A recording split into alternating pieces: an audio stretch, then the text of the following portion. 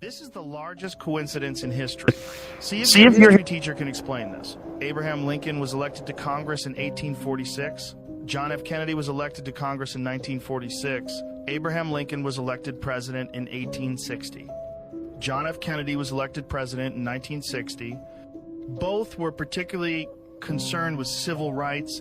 Both wives lost a child while living in the White House. Both presidents were shot on a Friday. Both presidents were shot in the head.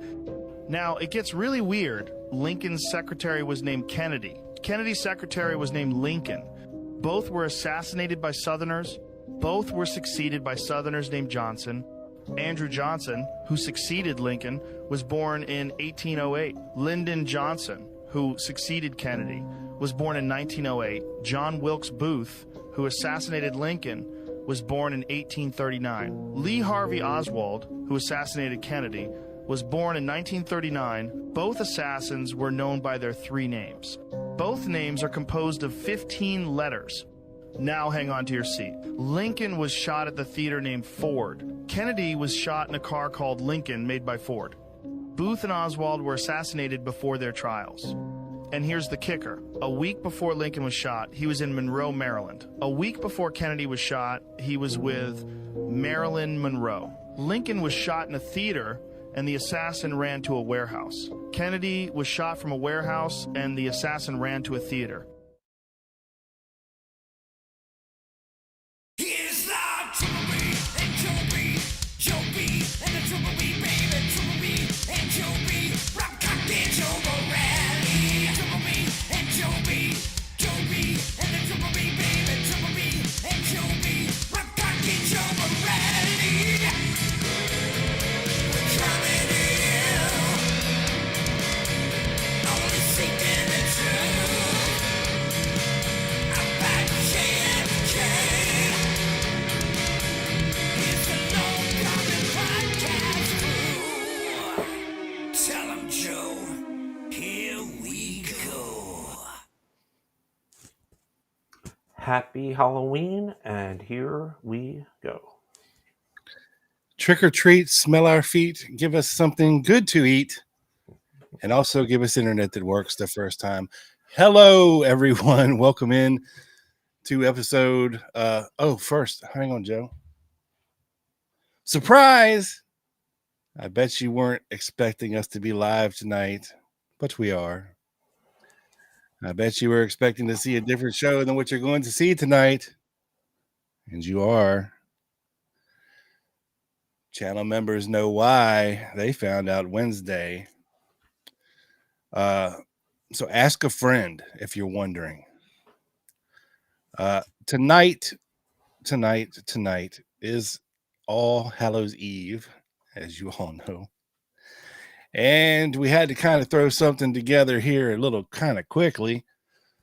But, we keep a variety of topics around close to the vest, if you will, for nights just like this one. So we do have a very interesting show for you.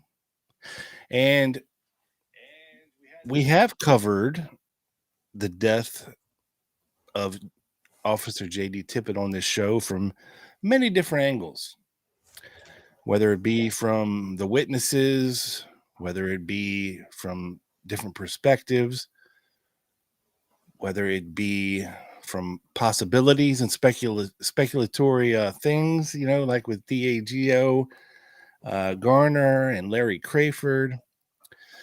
But tonight, we are going to see if we can figure some things out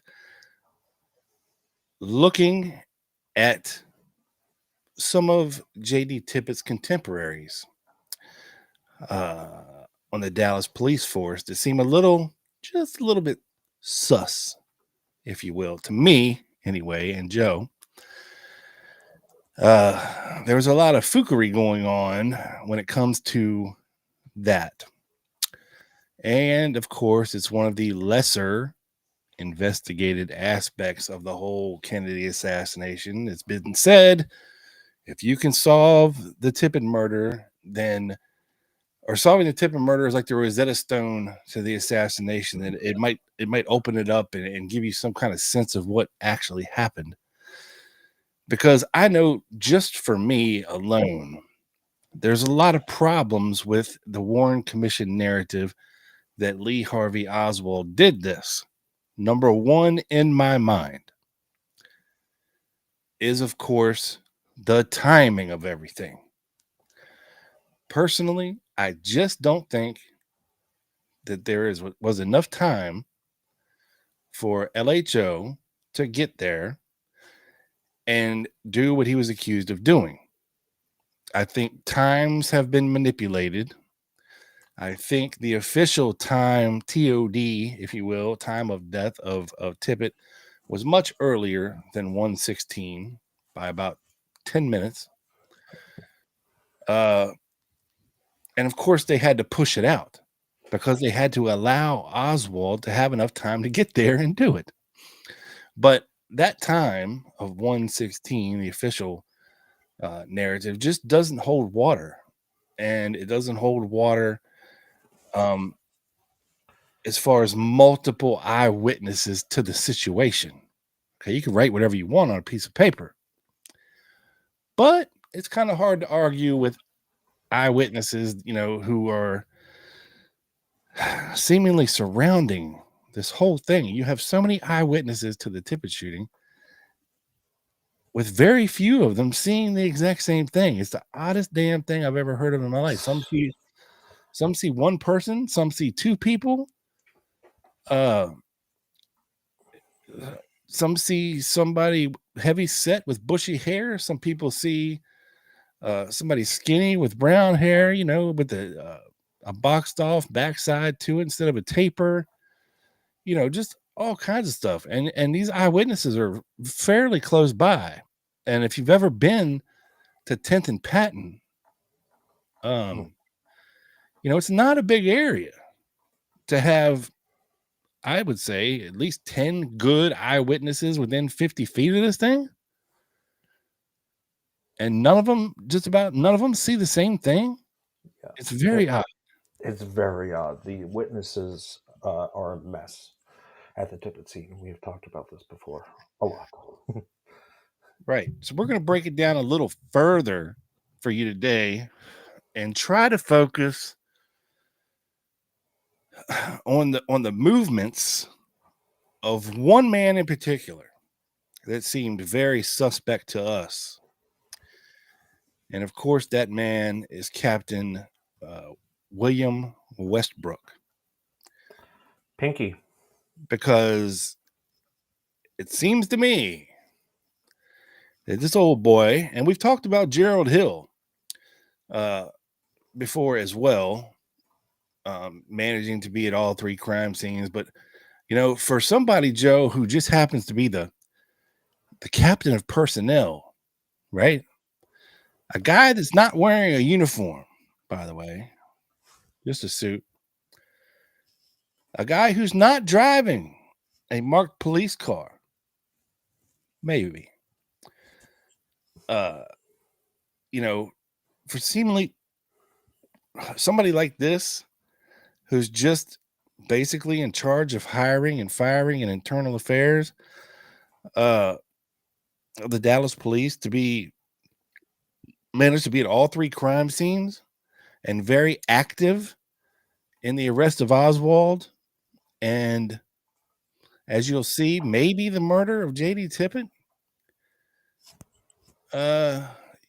It's very suspect. Now, Joe, I don't think. Yeah, I mean, you have to look at this thing from two perspectives. Number one, that either the death of JD Tippit was a pre-planned event for some kind of a reason, right? Mm-hmm. Or the death of JD Tippit was an unfortunate side effect of something else. Now, I don't buy that first version of events, that his death was a pre-planned event to set up Oswald. Now, say what you will about JD Tippit and his proclivities, but I just don't think that whoever is behind all this, pulling strings, would intentionally kill an officer, uh, with a family, with wife and kids, to serve just the purpose to set up Oswald. I'm sure there was a shit ton of other Yeah. single, more corrupt Scafuza cops. If you're going to off one to set up Oswald, would work out better. I think whatever happened to JD Tippit that day was not a planned event, and it was an unfortunate side effect because of something. And we're going to try to uncover that something here for you today. So, Joe, let us kick it off, my friend. Let's start off with William Westbrook's day on 11/22/63, and then we will try to piece together from there what exactly in the Sam hell was going on. Okay. First, let's get the horn ready for the double B, who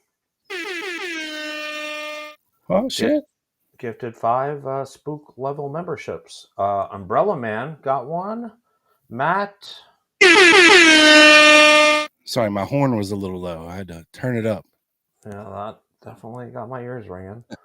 Congratulations, Audio House, Dean, and Sean Stewart.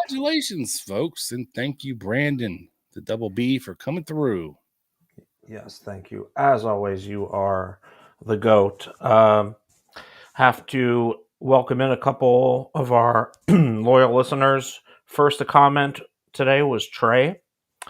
He got the gold medal. Second was Roger, who got the silver medal, who I think is working on the new intro song.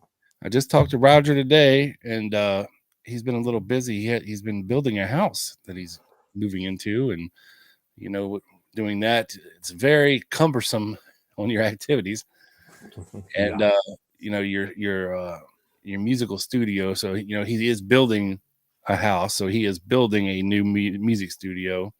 It's almost ready, and maybe by the new year we'll have a new theme song. I don't want to rush greatness. I don't rush greatness. It will take how long it takes for the process, but I'm just saying maybe. Maybe. Yeah. If not, it'll be shortly after that. Yeah, I gave him a few voiceovers. Oh God. But it's only 3 words. The first 3 words of this show. So and yeah, Tiny was third. So hey Tiny, hope you're continuing to feel better. Mr. James Smith, Sally, of course. Anthony Thurip is here. One is yes, we are talking about Pinky. Howdy, y'all. Zendar61, happy Halloween to you, too. Toops74, and again, Restream is just showing me the handles. So, Scott Edwards, trick-or-treating at David Ferry's place.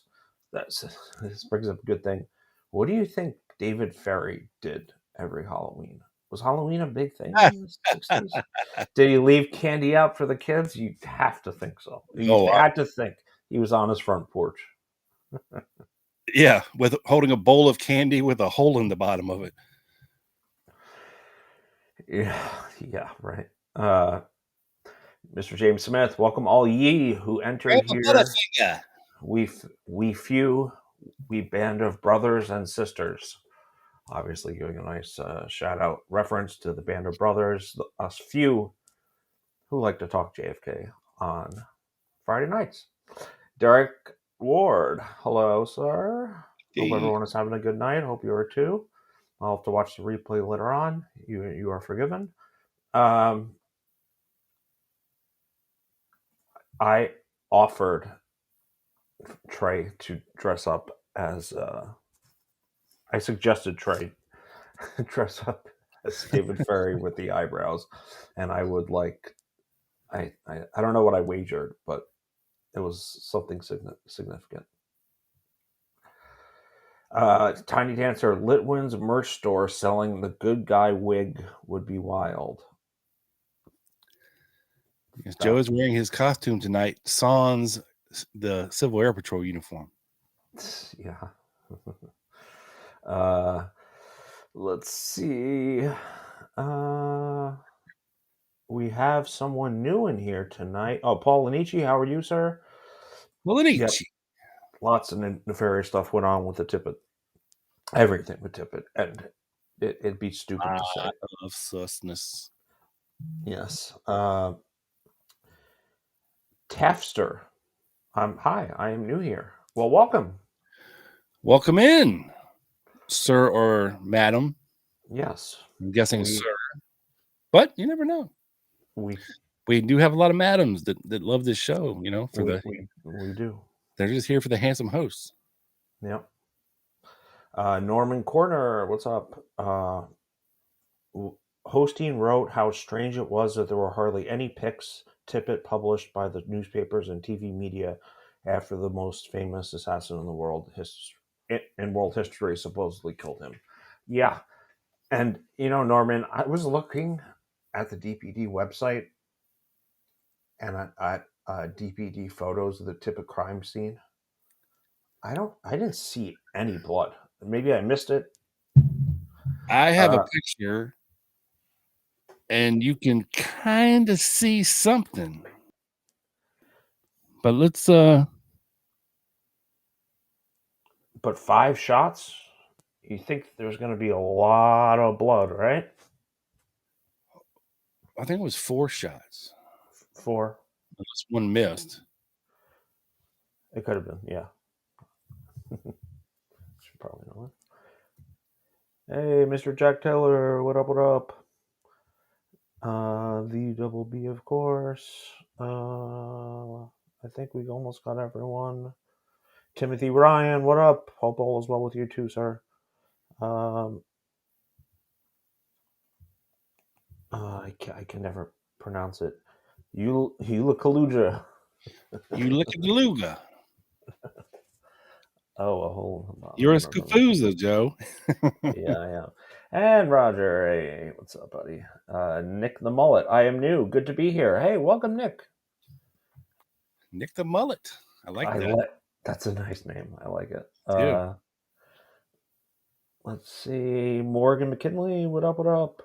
What's up, Morgan? And that is it. We are all caught up. Nice. I don't know why this picture of the Tippit scene that I'm trying to skafooze off the internet here is not cooperating with me. I have to screenshot it, then save it, then I can share it.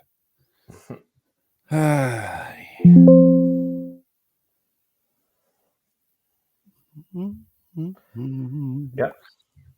So, if you want, I could start. I'm coming in with it. I'm coming in hot with it. Just okay. Good. Hold your panties, Joseph. Keep it in your pants, Joseph. Keep it in your Halloween handbasket, sir. Oh, wow. You know, rarely, most of these things, Joe, that I keep like in my download folder, right? Very rarely do things actually ever go into the picture bin, you know, unless you are not paying attention, and that's where things go, you know? Yeah, that happens to me too. It's amazing what is actually in my picture bin. And I just found something very topical that I'll show here too, that I just happen to have. Okay. That I didn't know I had. Oh, and congratulations go out to Trey and his wife. Just had an anniversary recently, so congratulations, Trey and Mrs. Trey of the Shreveport Trays.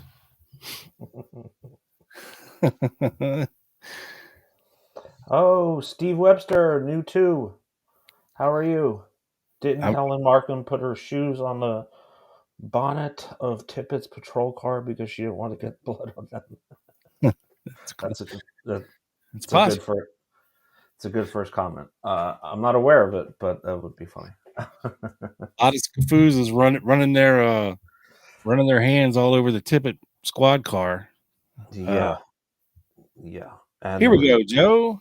Okay. Now, if you look at the feet of this officer, whomever he may be, you'll see some stains on the ground, right? Very light stains.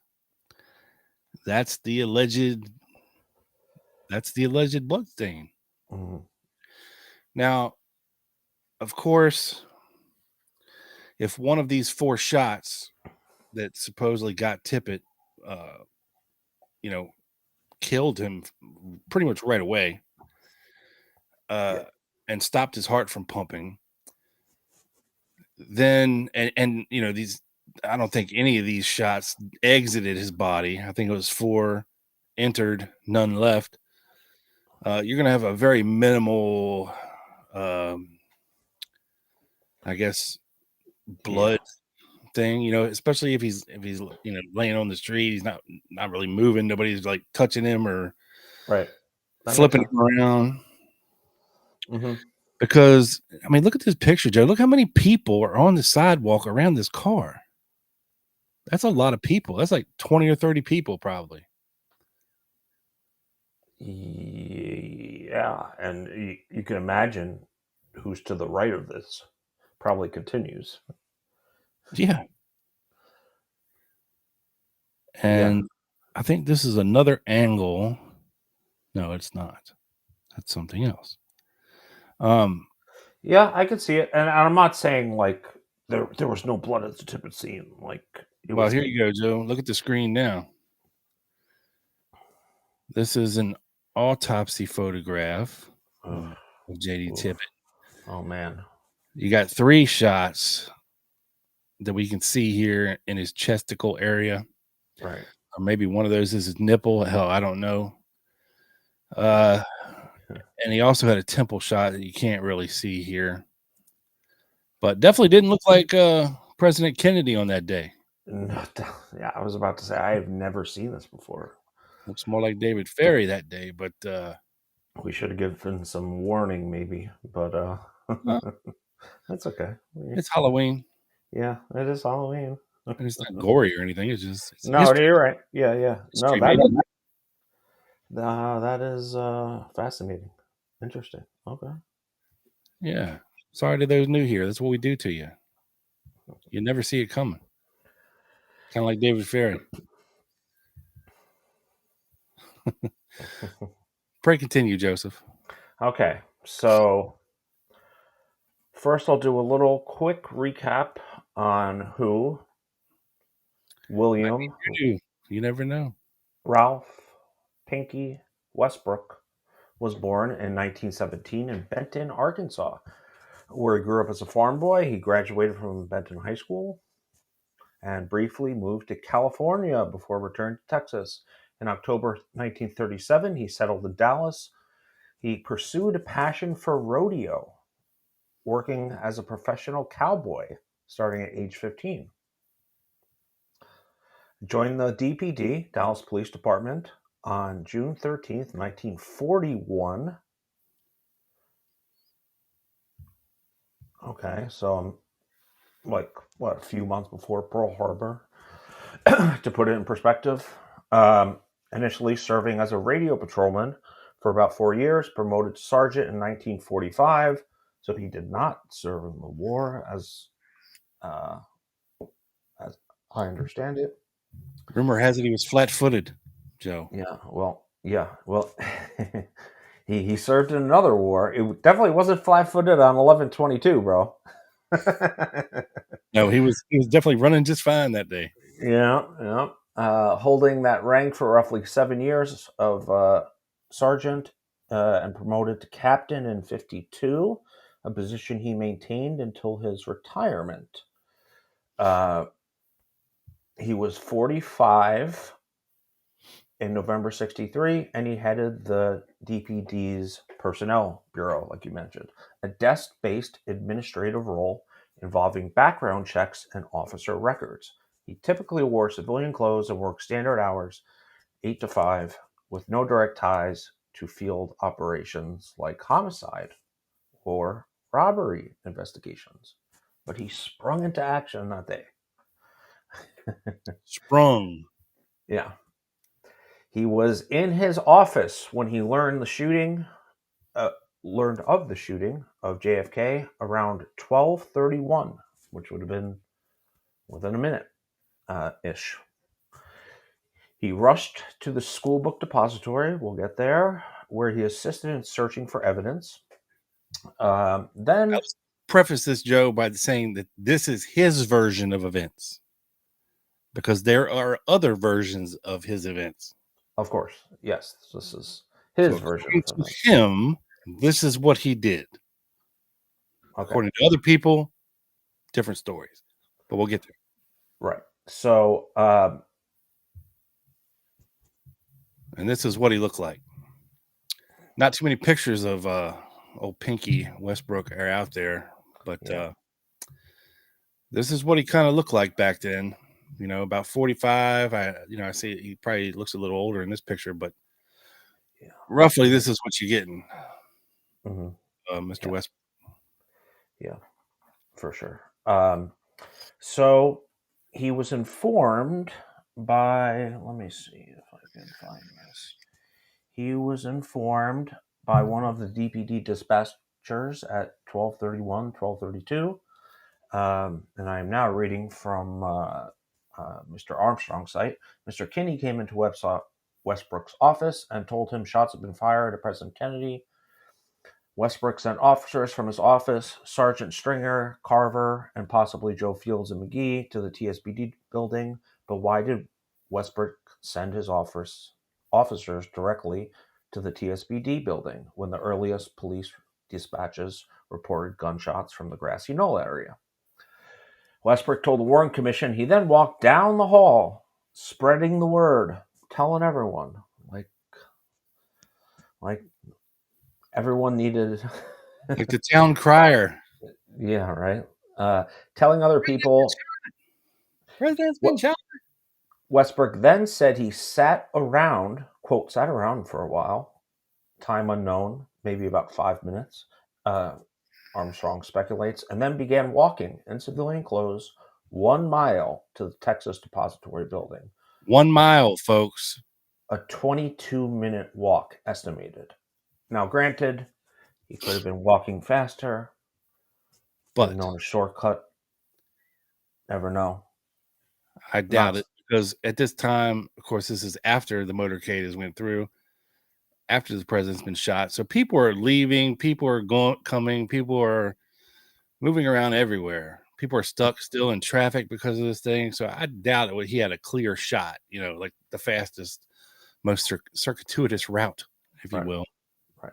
And he, of course, walked because he said there wasn't a police car available to drive him.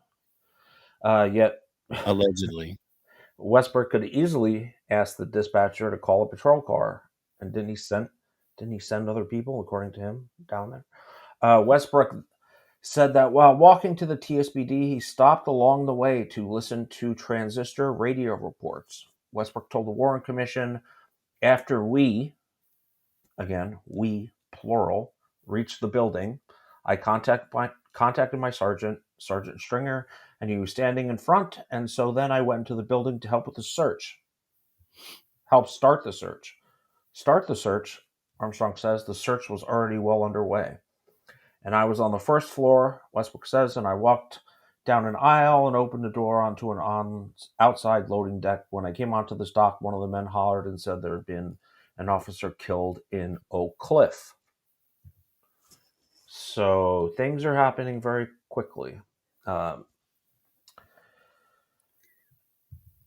Westbrook's Warren Commission, the W's, man, testimony aside, his whereabouts from the time he was seen at the police station, circa 12:33, 3 minutes after the shots. 12:40 to his arrival to TSBD. Are unknown. His story of walking to the TSBD after the president was shot is nearly impossible to believe. There is no proof that Westbrook was ever in the TSBD, but the story gave Westbrook an alibi to account for the 50 minutes of his time. Westbrook would like us to believe that he walked 22 minutes to the scene, but then hurriedly drove to the scene of Officer Tippit's murder. So, again, Rob, timing. He hears about it, say 12:31, 12:32. He waits around, as he said himself, for a couple minutes. Then he walks, a 20-minute-ish walk, and then he's allegedly in the building. And then he goes to the Tippit murder, which, happened at way before 1:16, right? So his timing might even be worse than Lee's, honestly. Yeah, it's hard. Like I said, it's hard to believe all these. The whole problem with the whole Tippit thing for me is like I said, the timing of it. Lee Harvey Oswald, if he's accused of doing what he did, he has to. Immediately after the shots, the clock starts ticking, and there's certain things that have to happen to get him back to Oak Cliff the next time. Not the next time he's seen, because you have a testimony of allegedly. I should have worn my allegedly T-shirt tonight. Allegedly saw him get on the bus. Allegedly drove him in a cab and dropped him off some 5 to 7 blocks away from his rooming house. You have the testimony of Earlene Roberts, which we're going to get into as well.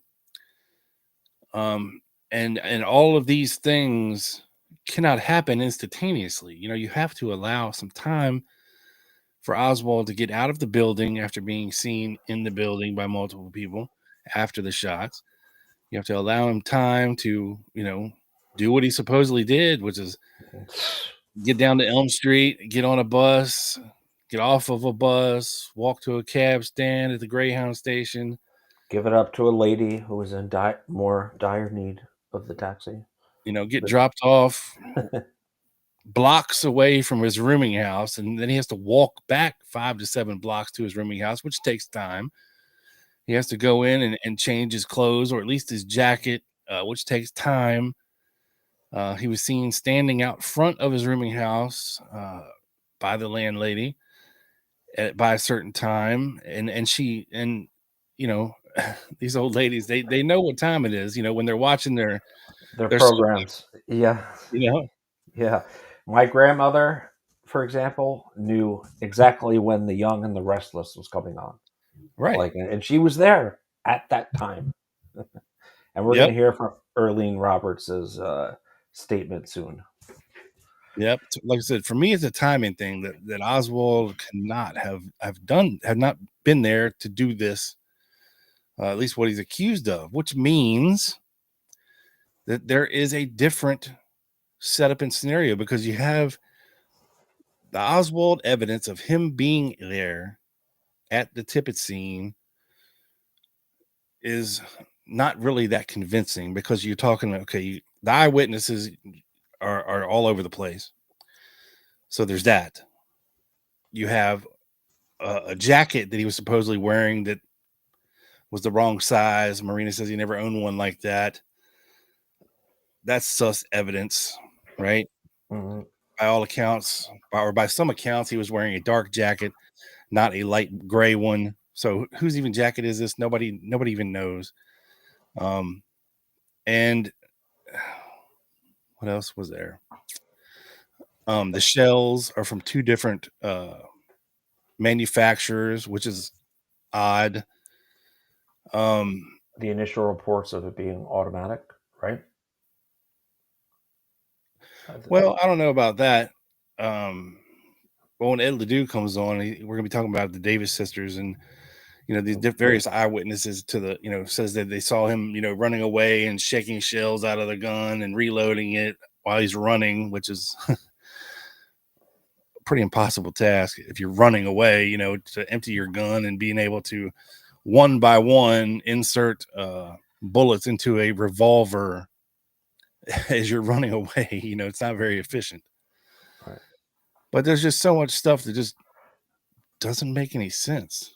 No. This whole thing. And Rob, let me bring up this map, which I believe is from the Harvey and Lee website. If you will stop saying that, that would be great. Okay. You have the TSPD up there. You got to give credit. All right. You have the glow code. Link this. Look, John Armstrong does good work. Okay. And, I get it. But I just don't agree with his ultimate conclusion of a Harvey and Lee, which he bases all of his findings on. So right. when you present evidence from somebody else like that, you have this bent that goes along with it, Joe. Mm-hmm. Yeah, I'm right there with you. So which route is Lee's and which route is Harvey's here in this graphic you got for us from John Armstrong? Okay, I'm just follow my cursor here. If you could see 1026 North Beckley, of course he gets dropped off a few blocks. Then he walks about a mile to the Tippit scene, right, where Tippit is murdered. The jacket is found, 2-3 blocks away here in this parking lot. Then goes all the way down here to the Texas Theater. And yeah, it's where I just again, while you have this graphic up. Oh, okay.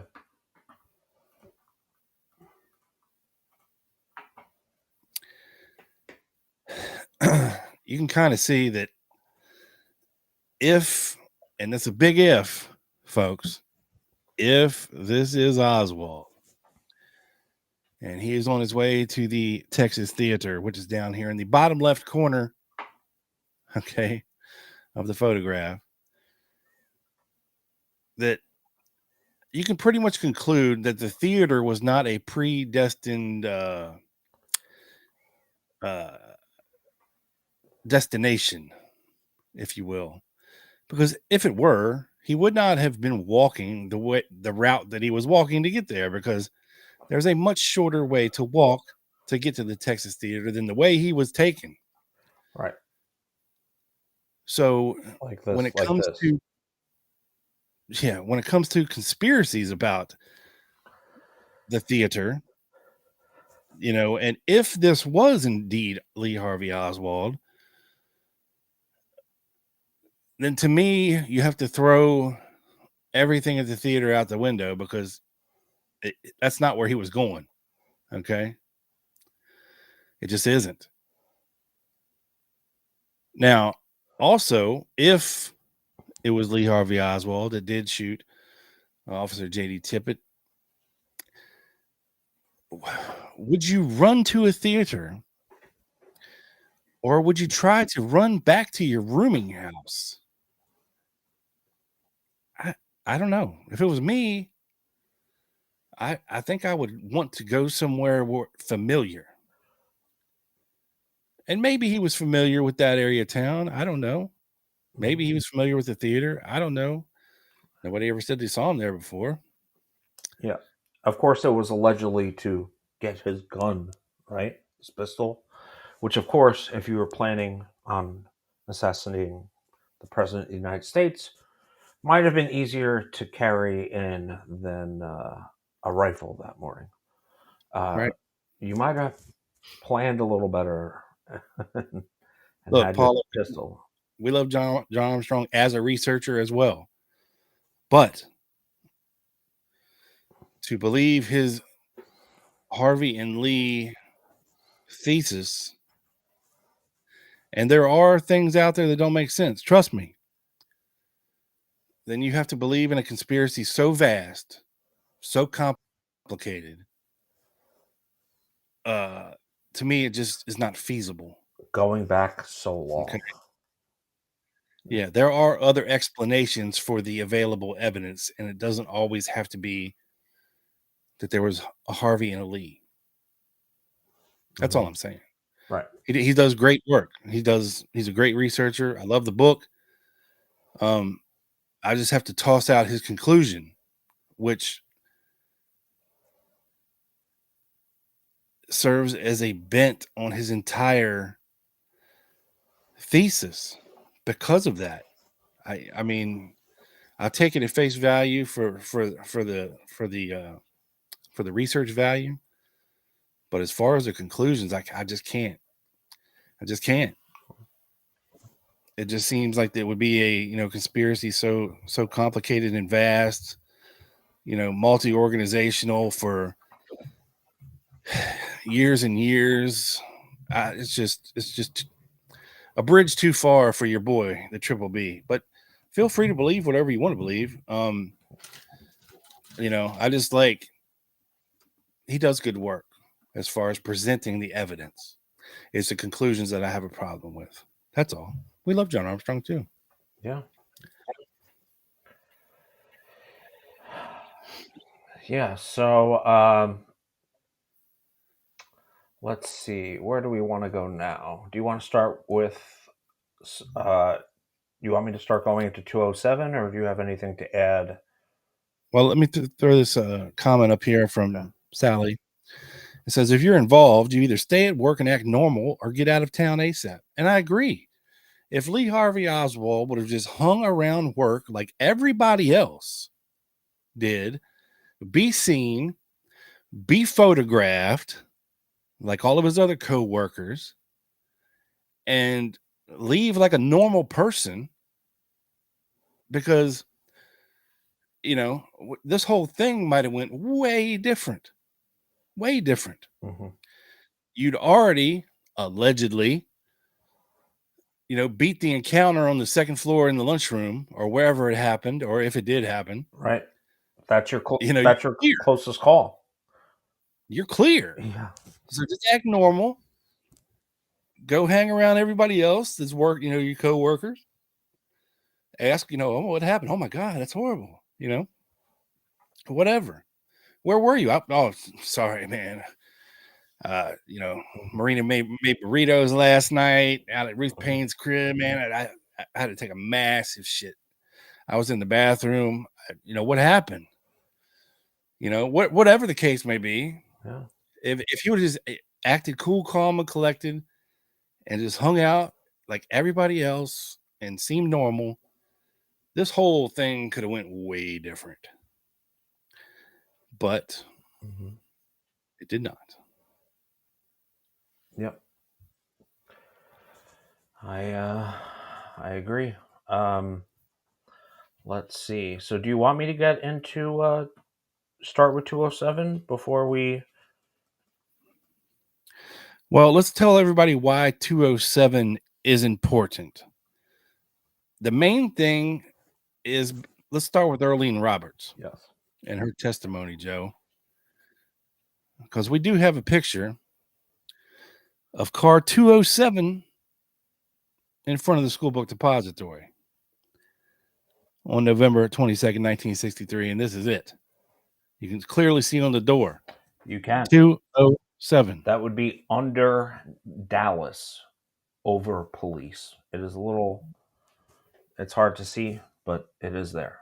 It is 100% yes. 207. Yeah. Yes. And you can see from the picture. Now, we do have independent testimony. Aside from the Dallas police, they were toting around a fucking reporter from one of these Dallas newspapers in car 207 that day by the name of Jim Ewell, who was hitching a ride with various police officers on this day in car 207. But let's start with Earlene Roberts, because there's been a lot of things out there or put out there that Dallas police didn't have a car 207. It had been retired. Oh, Earlene Roberts is mistaken. It probably said this, because like Tippit's car was number 10. Okay. So it's not like you could confuse, Joe, 207 with 10. This is Tippit's car. 10. Right. 207, very different than 10. Definitely. Let me bring this up here. If I can ever. Man, having so many tabs open is a curse. Because alleged. Go. Let's see. There was a guy, another DPD sergeant named Stringer, and apparently he told researcher Daryl Myers in 1983 that Westbrook rode with Stringer to the school book depository, which precludes Westbrook's original testimony that he walked a mile there by himself. Now, note it doesn't say that he went there in car 207, because that's not the case. There is, however, some evidence that Westbrook rode in his unmarked police car with Stringer. Sergeant Stringer told him in 1983 that Westbrook rode with him from City Hall to the depository along with two other officers, a Frank Rose of burglary and theft, who was driving Westbrook's car, and Joe Fields, a detective in the Personnel Bureau, which Westbrook was the captain of. They split up upon arrival at the school book depository and helped search the school book depository. These various guys are seen in the Aaliyah film and other photographs of the search of the school book depository. Then they all got back together just before the call came over the radio about the Tippit shooting. Westbrook then testified that he contacted his sergeant Stringer, who Stringer said that he rode to the school book depository, didn't walk. So his sergeant was Stringer, and they went in the building to help start the search. And I was on the first floor, and this is a quote from Stringer. And I had walked down an aisle and opened a door onto an outside loading dock. And when I came out on this dock, one man hollered and said there'd been an officer killed in Oak Cliff. And that was when Westbrook, Stringer, and Dallas Morning News reporter Jim Ewell, who asked if he could tag along, and they said, sure. We'll take you out to the... Why not? to the murder scene of one of our own. Sure. Get in, Jim. And they raced to the area of the Tippit shooting. First, searching an abandoned building nearby, so not going directly to the scene before they actually got to the site of the shooting. Westbrook was also filmed by WFAA cameraman Ron Ryland holding an alleged wallet of Lee Harvey Oswald found by Reserve Sergeant Kenneth Croy, which we'll get to here in a second. Also, Westbrook is credited with finding in the parking lot in the alley behind the Texaco station on Jefferson, the jacket, the light gray or white jacket, also alleged to belong to Lee Harvey Oswald, which is suspect. When you're finding evidence you can attribute to Oswald, such as a wallet and a jacket. Yes. From there, Westbrook went to a library on Jefferson Street, and after there was a false report that the shooter had run inside the library, it turned out to be a young employee, and after that false alarm, he and others heard about a suspect hold up at the Texas Theater, so then he went there to assist with that arrest. So,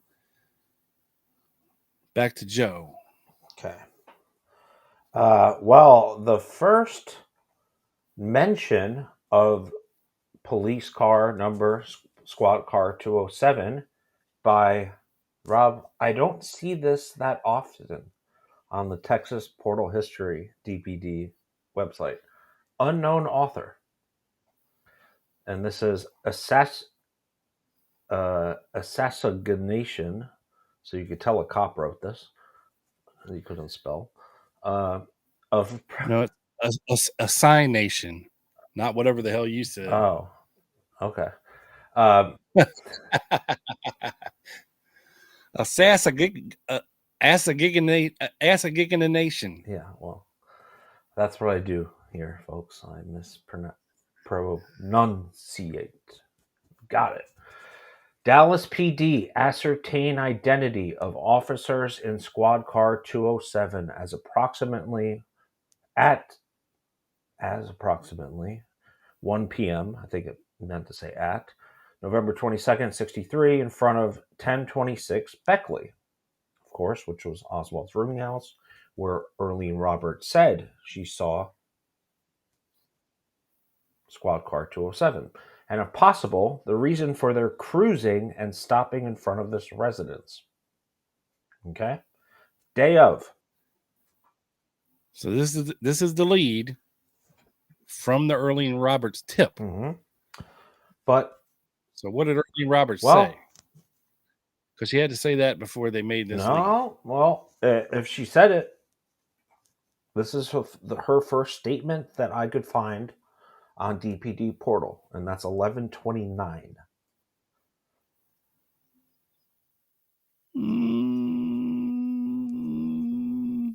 I could be wrong. I could have missed it. I did not see it. Miss Arlene Roberts, Texas, advised she could not furnish the exact time Oswald returned to his room at 1026 Beckley after the assassination. Of the president, but said there's a rough guess would be 1 p.m. Miss Roberts received a telephone call from a friend telling her the president had just been shot, and Miss Roberts turned on the television and she recalled the announced. See, I'm telling you, man, this is written by a cop.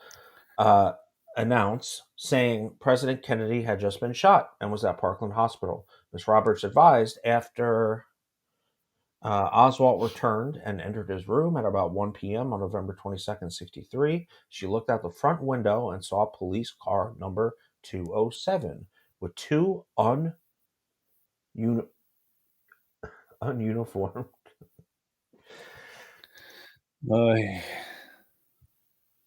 That's spelled wrong too.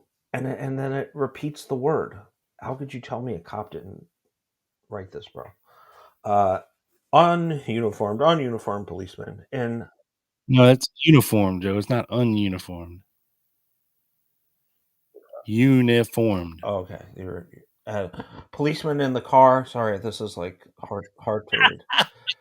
Which slowed up and stopped in front of the residence, and one of the officers blew the horn of the car. Me too, Tiny. Yeah, one of the officers blew the horn of the car and slowly drove on Beckley towards Zang's Boulevard. Mrs. Roberts said the reason she recalled the number of the car was because she had worked for two policemen who drove car 170. It's the first time I heard about that. I wonder what she was doing for them. And she looked to see if these officers were the two officers she knew parked in front of the residence. So she's saying she was familiar with car 170, which is why she remembers that this was number 207 that she saw. Not my guys that I know. Right? Right. And we talked here on the show as well about officers or FBI knowing about the Beckley residence of Oswald before that they should have. This is an example of Dallas police knowing about the Beckley residence of Oswald before they should. And this is not a case, and I understand, Miss Earlene Roberts may have been hard of hearing, may have been when she obviously was wearing glasses. But again, to mistake car 170 with 207 is way off. Now, to mistake car 170 with car 10, maybe. I can see that, Yeah, maybe. right. But again, you have three numbers versus 2 numbers. So I think Earlene Roberts saw exactly what she said she saw, which is car 207. Out in front of a rooming house, with giving the old signal of tit tit with the horn at just the time that Oswald is in his rooming house changing clothes. Now, how in the hell did the Dallas police know where he lived? How in the hell did they know that he was there at that time? And why did they leave before he came out? And then why did Oswald wait on the corner at the bus stop before supposedly walking the wrong way to the Texas Theater? All good questions. Right. She had no reason to make up car 207. Yeah. Right. And would have been a big mistake for someone who worked for 170, right? So let's. Well, you got to imagine, Joe, when you're the landlady of a flop house, rooming house, a room for the week type of place, that you're going to have some unsavory characters living there at times. Of course. That probably draw the attention of some police at times. You probably have drunks there, people getting into fights, arguments, people not listening. I'll screw you, Earlene. Oh, I'll call the cops. So she probably dealt with neighborhood specific cops at times. She's probably used to seeing car 170 and whoever the hell was driving in it, coming to her house. And also, back then, again, there was no social media. The social media is housewives and older people who sit around their houses all the time, who are very nosy about their neighbors. And we know Earlene was nosy. Why in the hell else would she have gotten up off of her fat ass while watching her favorite show to look out the window to see what's going on? Not once to see who's titting the horn out there, but twice after Oswald walked out the front door to again see him at the bus stop out at the corner of Zang's and Beckley. So Earlene's nosy, and nosy people are valuable to police. Yeah. When, they can stop by and talk to them and be like, hey, have you seen anything? Or did you see this? Did you see that? Have you seen this person? Blah, blah, blah. These local neighborhood beat cops, they had connections in the neighborhoods to various folks who just were very good at seeing things and had no problem telling them about them. And she seems to me like one of them people who didn't have a problem, with helping out the local police. Right. I mean, I'm sure she had to call them on a number of occasions when you had unsavory characters there in the past, right? Yeah. So let's go to the next mention of car 207, and that is a statement of J.M. Valentine. And like you said, Joe, that might have been the earliest one that you could find, but the very first tip had to come from Earlene Roberts. Sooner than the 29th. I agree. I'm just saying, like the portal. The portal to Texas history website, when you search Roberts, does everything chronologically. 29th was the first one I saw.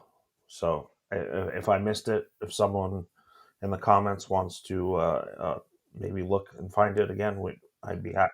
Mary Farrell, maybe. Yeah. Statement of J.M. Valentine. Excuse me. I was working the 2nd Platoon on November 22nd, 63, and was driving police car 207. Okay. I was in the Juvenile Bureau where I was informed of the shooting of President Kennedy. I left immediately and went to the building where the president was shot. I helped search this building for quite a length of time and turned my keys over to Sergeant J.M. Putnam. Okay? I never did drive to Oak Cliff. Interesting. So this is December 2nd, right? This is, I guess, 3 days after the Roberts statement we just read, right? They see they have a problem here with 207. 2 days later, you have a report to Chief Jesse Curry by none other than Pinky Westbrook concerning the transfer of keys for police car number 207. So now no one knows who's driving 207. Officer J.M. Valentine was operating 207, and this car was parked at Houston and Elm, and Valentine was assisting in the search of the Texas School Book Depository building. The keys to car 207 were given to Sergeant J.A. Putnam, not J.M., J.A. Interesting that they made that mistake. It took me a while to figure that out. Along with the keys from other cars parked in the immediate vicinity. Okay, so there were cars. And released to the 3rd Platoon Commander at City Hall at approximately 3:30 p.m. I don't know what to make. Well, look who wrote this. I'm note. aware. Captain Pinky William Westbrook. Yeah. So they're obviously trying to get their story straight here with 207. It's raising some issues, right? Next reference we have of 207 is a report of O.A. Jones, Captain of Police. To Orlando Anthony Jones. To Curry concerning reports regarding Squad 207. The attached report concerns a lead from FBI regarding Dallas Police Car 207 stopping in front of 1026 North Beckley at 1 p.m. on November 22nd, 63. The attached report concerns a lead from the FBI regarding Dallas Police Car 207 stopping in front of Beckley, 1026. Captain Westbrook ascertained that Squad Car 207 was at the City Hall when the officer was driving the car. Patrolman J.M. or J.A. Valentine, it goes, maybe there was two, heard of the assassination. He went immediately to the scene of the shooting. The keys to the car were released to Sergeant J.M. Putnam or J.A. Putnam. They might be getting these confused. Sergeant Putnam released the keys to the 3rd Platoon Commander at approximately 3:30 p.m. Captain Westbrook did not determine what police car was involved in this report. Shocker. Now, here's where the confusion comes in, folks, because you have a gazillion cops showing up to the school book depository. All right.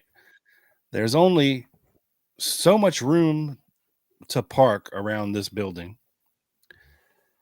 So I believe that protocol was that somebody was in charge of the scene, if you will, the building, the crime scene. And if somebody showed up there in a cop car, they would throw them the keys just in case it needed to be moved, because in a situation of that many people in a building that size, without some way to directly communicate with these folks, it'd be hard to find somebody who's got the damn keys to the vehicle you need to move. So I think one person would have been in charge of collecting keys from everybody that showed up, just in case somebody needed to move these keys. So there's also the reverse to this theory, that, whoever's collecting the keys, you have officers coming out and needing to rush to the scene of the Tippit shooting. And, they're looking for specific keys. And then somebody can say, well, look, just give me those goddamn keys right there. It doesn't really matter. A squad car is a squad car at that point, which is what I think happened to this one. And then, of course, after all is said and done, you can come back, park the car, give homeboy back the keys, and say that it was there the whole time. Yeah. Seems plausible to me. For sure. Let's see what the rest of let's see what J.A. or J.M. Putnam has to say, who was allegedly given the keys. His first statement that I could find was November 26th, and I'm only doing DPD stuff records here, so and it goes through his whole activities of the day, right? Describes his duties and observations on the day of the shooting of Oswald. So this is actually the 24th they're talking about. So they're not even asking him about the 22nd. They don't ask him anything here about it. I'm not going to waste time on it. Nothing else here. Nothing else here. Then we have J.A. Putnam on the 29th. November 29th. Again, same day Earlene Roberts gave her testimony, right? Sergeant J. Putnam said he was sitting in the front seat, passenger side of the squad car driven by Lieutenant R.S. Pierce, with Sergeant Maxey riding in the back seat behind the driver. Lieutenant Pierce hesitated as the front end of the squad arrived at the sidewalk. At this time, Vaughn was sitting on the sidewalk in front of the car. He moved to my right, about 2 feet off the sidewalk to the street, glanced on the east of Main Street. I do not recall seeing anyone to the right of the squad car as we drove by the Main Street. Okay, he's talking about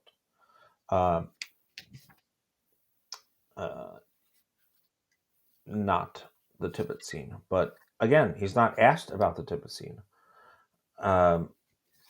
You have Westbrook's. This was a report by Captain Westbrook on 3 p.m. on November 22nd. Dude's quick to write his report. Gotta say that. Right? Gray man's jacket with M size and collar, medium.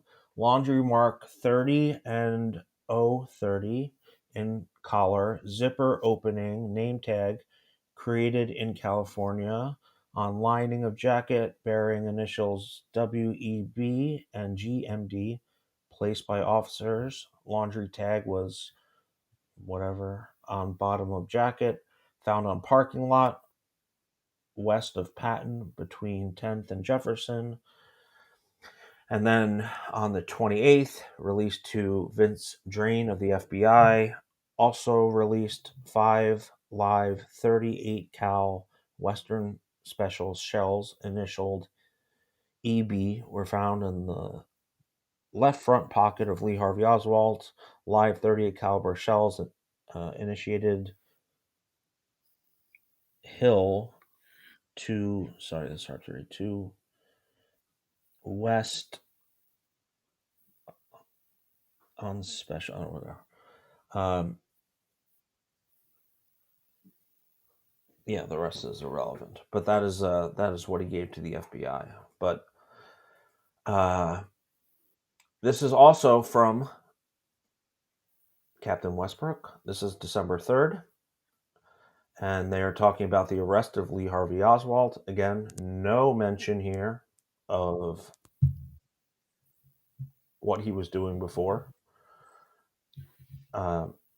The investigator was in the 400 block of West 10th Street interviewing a witness to the shooting of JD Tippit. Information was received over the police radio that a suspect was in the Texas Theater FBI agent Bob Barrett and this investigator rode in on a squad car with a radio patrolman to the rear of the Texas Theater. The name of the patrolman cannot be recalled. Oh. Barrett and this investigator stopped at one rear door, and they're going to talk about the back and McDonald and the gun and going into the theater. Not really relevant to 207, but they don't really ask him about it at all, which I thought was really interesting. Yeah, so who in the hell exactly was in 207? Yeah. So when we are trying to figure this out, now, again, remember, Westbrook told the Warren Commission that there wasn't any cars available, despite there being cars available at the building.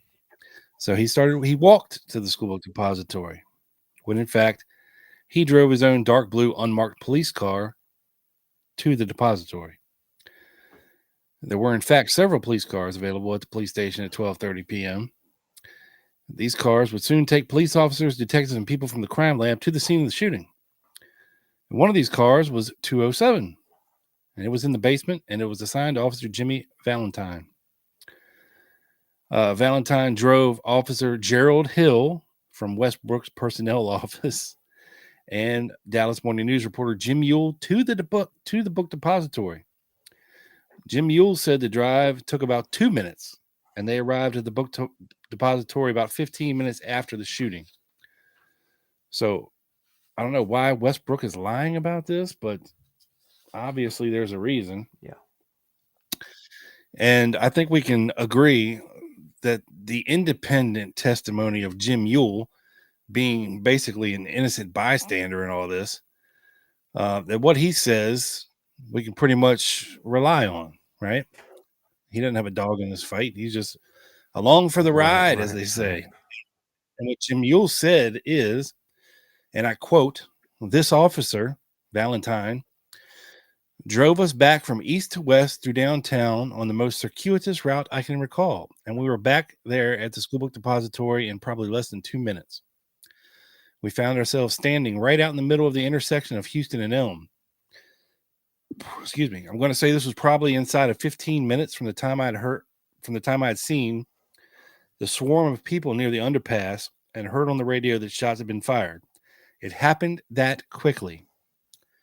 A few minutes later, Ewell left Dealey Plaza. He said, I left the location at the school book depository and jumped into a car driven by Captain Westbrook with Sergeant Stringer. I rode in the back seat as we sped across into Oak Cliff by taking the Houston Street Viaduct right beside the Dallas News." Now, what Westbrook says is that he told the Warren Commission that he, quote, sat around for a while and then began walking in civilian clothes 1 mile to the Texas School Book Depository. Like Joe said, a 22-minute endeavor. But he didn't. He drove his own car. Westbrook told the Warren Commission that, quote, after we reached the building, I contacted my sergeant. That would be Stringer. Notice that Westbrook said we, as in plural, more than one person. Right. Yet he just told the Warren Commission that he walked by himself. And then Westbrook said, Sergeant Stringer was standing in front, and so then I went into the building to help start the search. Westbrook said that he went into the building to start the search, but police had beaten him there by 20 minutes. The ones that at least took a car, allegedly. So did all these officers just stand around outside the book depository for 20 minutes waiting on the sergeant of personnel to get there for some reason, Joe? Yeah. Does that make sense to you? It does not, no.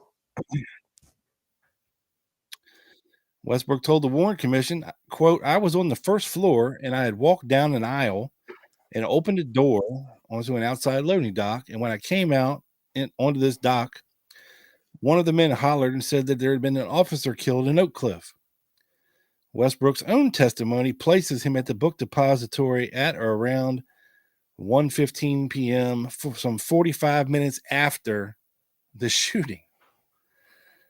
So basically he walked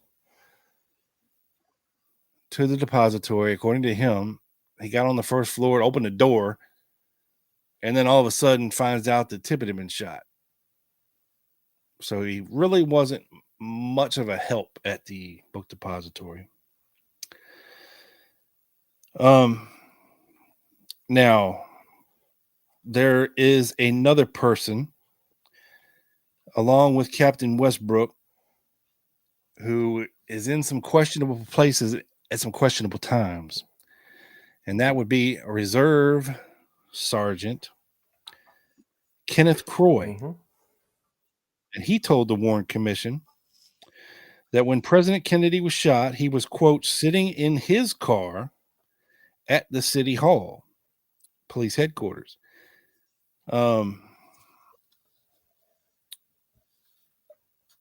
So, again, this is a reserve officer called in to help with, the goings on of a presidential parade that day. They were stationing officers all over the place, yet this dude had no assignment to be anywhere along the parade route as a reserve officer being called in to help out. I find that hard to believe, Joe. But okay.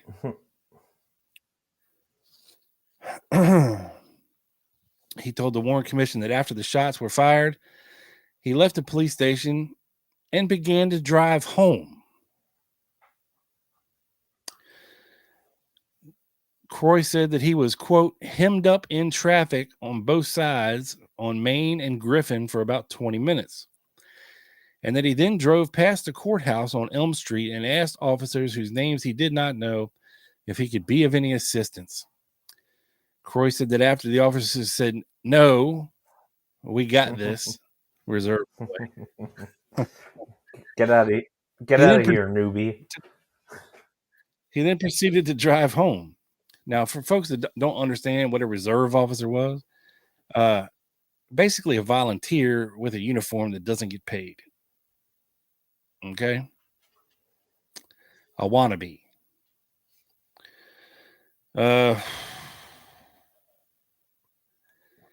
Croy, let's see. He testified that while talking with the police officers in front of the courthouse, his estranged wife, quote, pulled up beside me in her car. Croy said they began talking and decided to go to lunch together at Austin's Barbecue. Again, this is a place where JD Tippit would moonlight as a bouncer. Yeah. And possibly the place where his side piece was working. If you know what I'm saying. Gumar. Yeah. Yes, his Gumar. Gumada. The Scafuza's Gumar. Oh, that would make a great film name. The Scafuza's Gumar. That would. We should patent it. But first, Croy said that he needed to change clothes at his parents' house. Because again, he's wearing a Scafuza Dallas Police Reserve uniform and probably doesn't want to look like a wannabe Scafuza.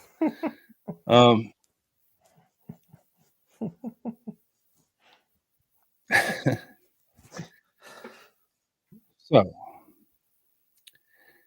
Croy wants us to believe all this mess. Now, I don't know if there's any pictures of Croy in the school book depository. But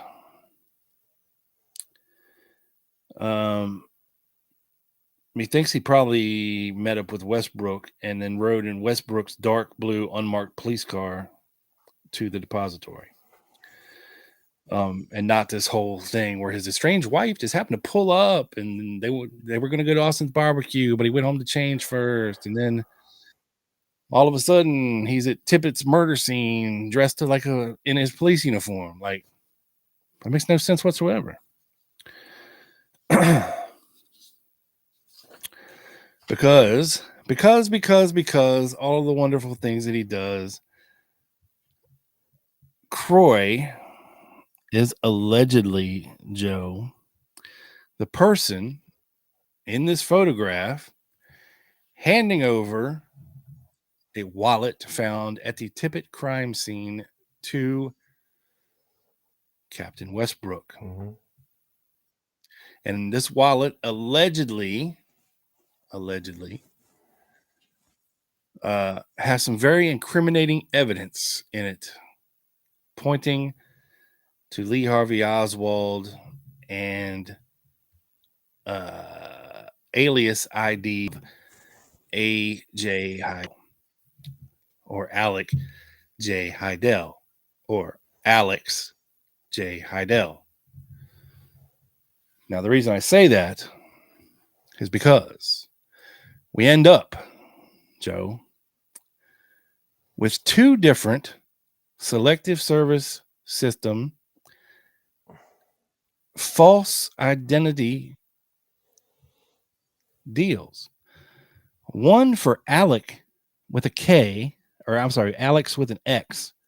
Alex James Heidel, not Heidel, Heidel. No, I'm sorry. Alex James Heidel is spelled correctly. The Heidel is spelled correctly. On the one below it, we get Alec with a K, or I'm sorry, Alex. God damn, hold on. All right, at the top one, Alec is with a K. Sorry, Alec James Heidel. The one below it is Alex James Heidel, Hideal. Okay. Mm-hmm. They both have somewhat of the same, maybe a little different photographs of Lee Harvey Oswald. Now, it would be awful suspect to find both of these identifications in the same wallet, which makes me think that there are two wallets, despite there being no mention whatsoever of Alec James Heidel identity cards at all on November 22nd, 1963. Right. It wouldn't be until November 23rd, 1963, that this AJ Heidel alias would come out. So the contrary argument to this is, how do we get an Lee Harvey Oswald wallet at the Tippit murder scene? Joe, if when Oswald is arrested at the Texas Theater, he has a wallet on him. So either the dude is carrying around two wallets for some reason and decides to drop one at the exact same place that he just shot a cop, right? Which makes absolutely no sense. Yeah. I mean, it wasn't like they got into a tussle and were wrestling around and his wallet fell out. Right. They never touched each other. They were on opposite sides of the car. Tippit gets out. He goes bang, bang, bang, bang, bang. But somehow you're running so fast, your wallet jumps out of your pocket and lands right beside Officer Tippit. Or maybe when Tippit rolled up on him, he said, "Hey, buddy, let me see some ID." So Oswald hands him his wallet. And Tippit opens it up and says, "Oh, shit, this is that motherfucker." And starts to get out of his car. And then boom, boom, boom, boom, he's struck down in the street. I don't know. Mm-hmm. Either way, it's suspect. Yes. Or Lee Harvey Oswald was never at the Tippit crime scene. This other wallet was thrown down to frame him, based on the fact that this alias, AJ Heidel, was actually the one that ordered the rifle and ordered the .38 pistol. Lee Harvey Oswald didn't order him. AJ Heidel ordered him. AJ Heidel, the fictitious secretary of the Fair Play for Cuba Committee, who was becoming a notorious Castro supporter. So, how can we believe, Joe, that this is what conspiracy theorists say it is? It's a wallet. Could it be a notebook that somebody is writing down in? Maybe. But is it a wallet? Is it a wallet? Well, straight from the horse's mouth, Joe. Okay. And that horse's name is Kenneth Croy, the officer who supposedly found this wallet and handed it over to Westbrook. Okay. Croy autographed a picture of JD Tippit's squad car. Okay. Oh man. And on this picture, Joe, hang on, let me pull it up so I can read it, because these cursive things get me. Yeah. I gotta blow it up a bit. Me too. Everything. But what it says on here is let me blow it up. Come to daddy. Here we go. At the top left corner, it says first on the scene. Recovered Oswald's wallet there too. K.H. Croy. It's signed Sergeant Kenneth Croy, DPT Reserve, 1963. So there you have it, folks. It's not debatable. It's not debatable. Kenneth Croy, whoever he signed this picture for, blatantly says first on the scene he was. And recovered Oswald's wallet there too. Two. That's interesting. Two. So not only was he first on the scene, he recovered Oswald's wallet there too. It doesn't get much clearer than that. So now we have a two wallet problem. We don't just have speculation anymore about it. We blatantly, Joe, have a two wallet problem. Yeah. With first man on the scene being a reserve officer, Kenneth Croy, who was handed the wallet by someone he doesn't remember, right? Never got the name? Allegedly. I don't know. Maybe he was just reserve and didn't know better, but yeah, that's sus too. So it's no longer fantasy land about a second wallet. Dude admits it on an autographed picture of JD Tippit's squad car. That's crazy to me. Crazy to me. Crazy talk. Crazy. Get the horn ready. Uh-oh. What's happening? Double B. Oh. Wow, that is loud. Hang on, Joe. That deserves a little facial.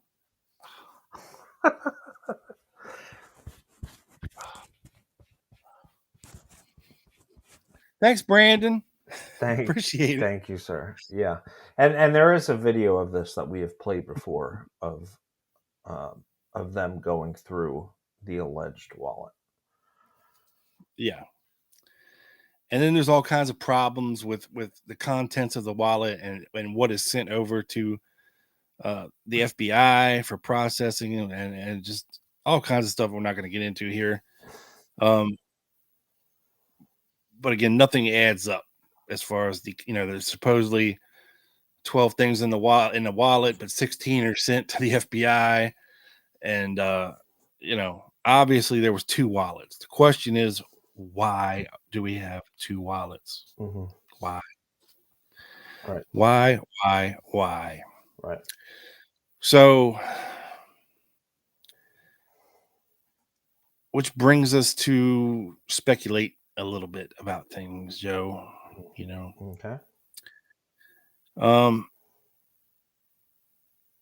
I don't think things went according to plan. 100%. I think that if Tippit agreed for whatever reason to be, I guess, the person to take down or take out Oswald after the assassination, should he happen to get out of the building and out of Dealey Plaza. Or maybe the plan was all along to let him get out. And because we have Tippit sitting at the Good Luck Oil Company station, the Glaco station, right after the Houston Street Viaduct.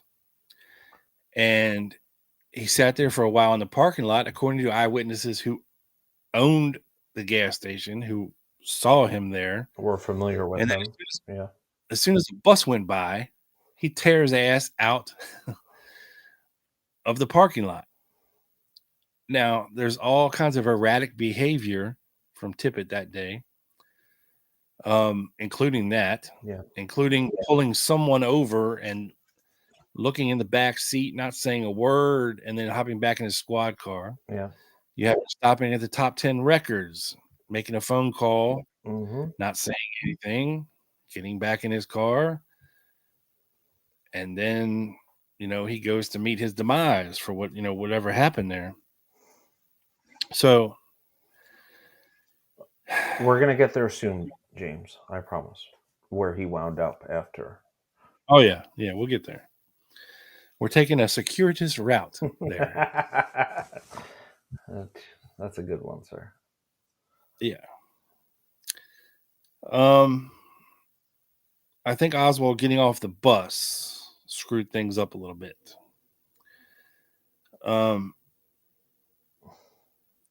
Hence the confusion of a squad car at his rooming house honking the horn for him.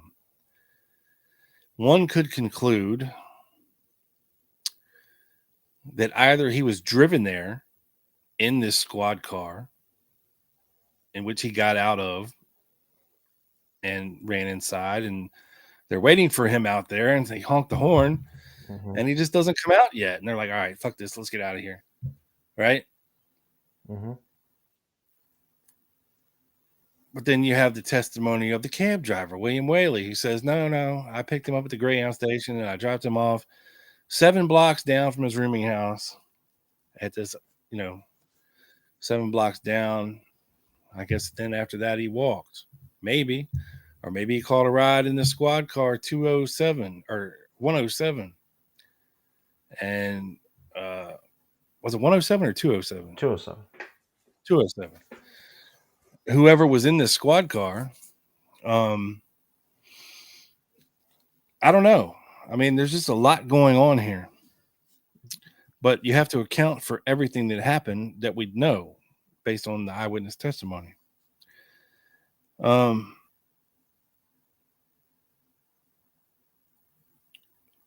So is it possible that Westbrook and Croy got into car 207 and quickly drove to Oak Cliff in an attempt to locate Lee Harvey Oswald?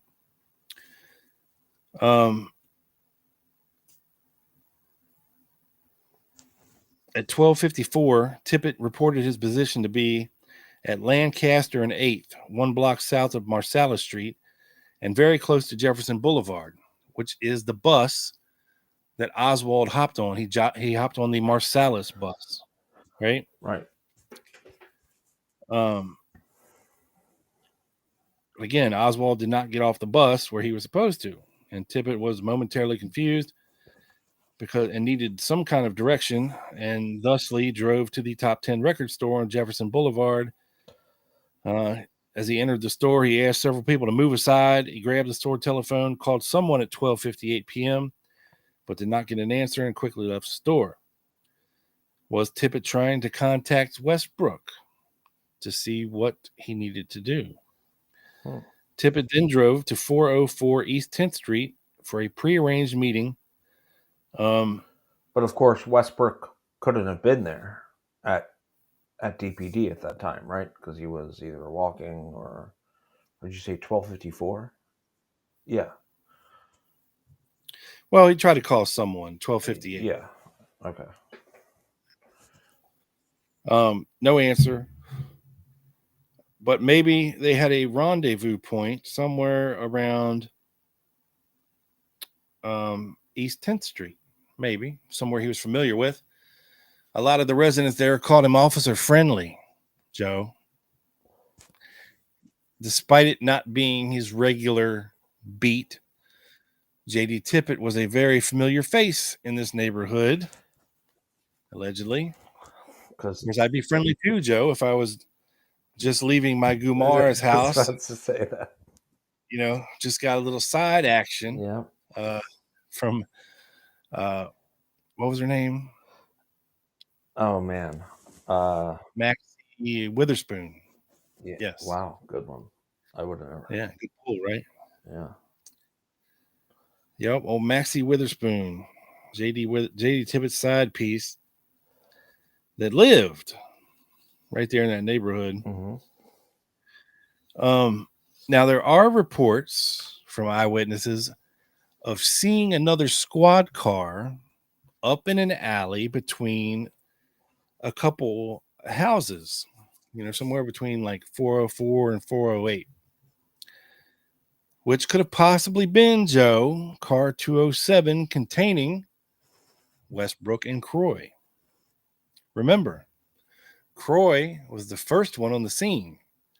Croy is the only one in a Dallas police uniform. Westbrook is not. Westbrook is in a suit and tie. Okay. So when eyewitnesses say they saw a cop, it would have been Croy. Right. Especially if he was sitting passenger side, right? Or something.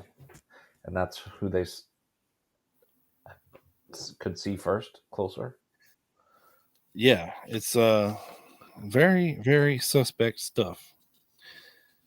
Yeah.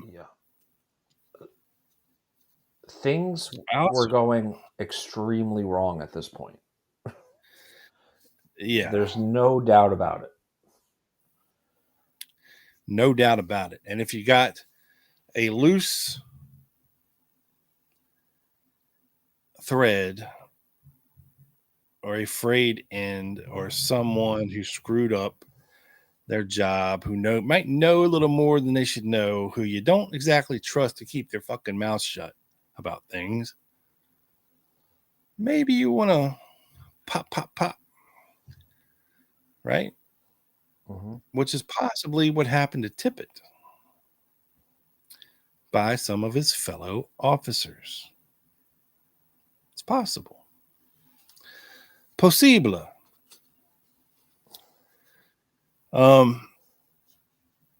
There's all kinds of problems with Oswald and the jackets, and of course the Texas theater shenanigans. But we won't get into all that again. Now, so imagine, if you will, for a minute, Westbrook and Croy leave the alley, drive 6 blocks east through the alley between Jefferson Boulevard and 10th Street.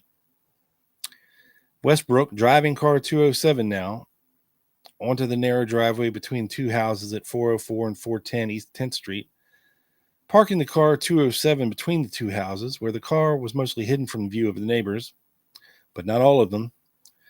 Westbrook and Croy arrived there at the scene about 1:05 p.m. Momentarily, see Oswald talking with Tippit through a passenger side car window. Tippit meeting up with Lee Oswald and Captain Westbrook shortly after 1 p.m. at a driveway. Could have possibly been pre-planned, though I'm not sure exactly for what reason. Now, JD Tippit at this time lived at 238 Glencairn Avenue, some 7 miles south of 10th and Patton. He patrolled Area 78 in South Oak Cliff, far away from 10th and Patton. A lot of people there in that neighborhood were very familiar with him. Like I said, officer friendly. Jimmy Burt was another guy who said he saw him there all the time.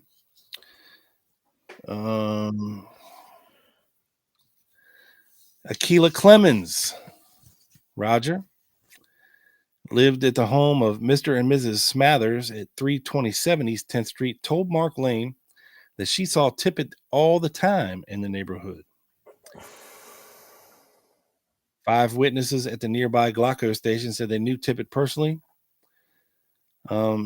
Yet this area was several miles away from his assigned patrol district. His familiarity with numerous local residents,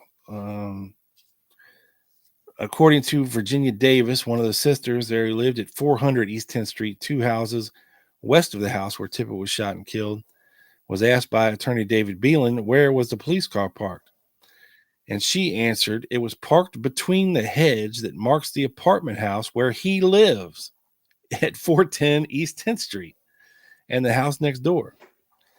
So this dude was there so often, she thought he lived there. Wow. Right? Yeah. Which is crazy. And we'll get into more of the Davis sisters with Ed Ledoux when he comes on. Yeah, can't wait for that. And you have to think an African-American woman in Texas is going to be somewhat familiar with, aware of cops in the area, you know? Yeah. Again, Domingo Benavides, a witness to the Tippit shooting, was only 20 feet away from Tippit's squad car and clearly saw the man who shot Tippit. They saw a man who I think could possibly have been Westbrook get out of a police car and hurry toward Tippit, who was dying and laying next to the squad car. Benavides, sitting in his truck, saw the shooter as he left the scene and likely saw the unidentified man as he returned to the squad car parked between the 2 houses.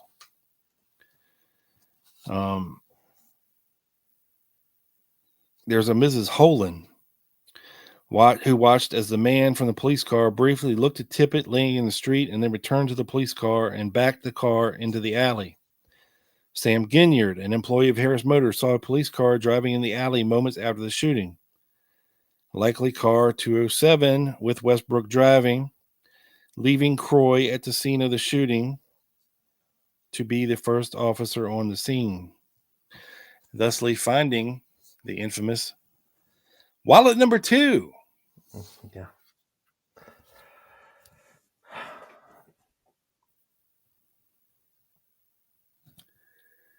Again, back to the Davis sisters, Virginia and Barbara.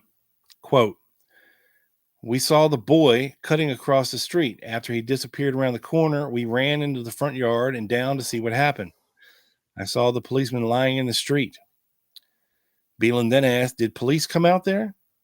Virginia Davis said, yes, they were already there. Yes, they were already there.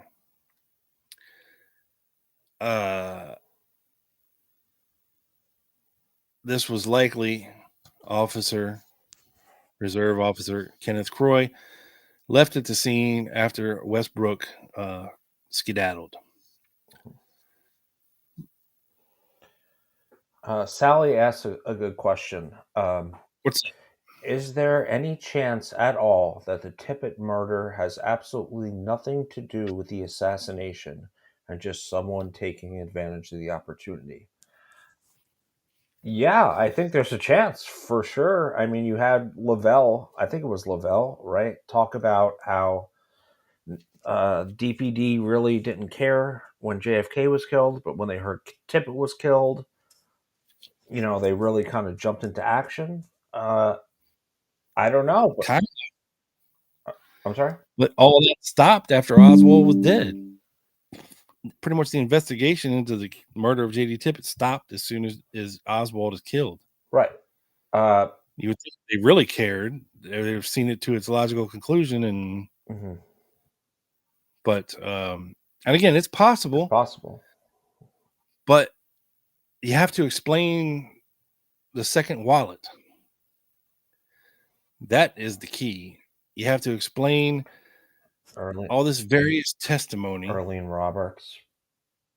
I don't think the murder of JD Tippit was a planned event, if that's what we're trying to say here. Like, I don't think Tippit was murdered to make sure that Lee Harvey Oswald was set up as the assassin of the president, for him to be caught. I think what happened to JD Tippit was an unfortunate but possibly necessary loose end to tie up, if you will. Or whoever this was, doubtfully Lee Harvey Oswald, that did shoot Tippit, this person, again, possibly Larry Crayford or somebody impersonating Lee Harvey Oswald in Dallas, because we know that that was going on at various places around the city. Now, if you're impersonating someone, chances are pretty good that you're going to have a wallet with their identification in it, right? Mm-hmm. And I always thought, okay, well, if Larry Crayford was one of these people, and I'm not saying that he was or he wasn't, but if he was or whoever was, and they had identification in their pocket that said that they were Lee Harvey Oswald, when Tippit rolled up on him and said, "Hey, let me see some ID," because he resembled the shooter. Okay, and this guy handed his wallet over to Officer Tippit, and Tippit looks down and sees Lee Harvey Oswald's name on there, and he's like, "Oh shit, this is the guy I'm looking for."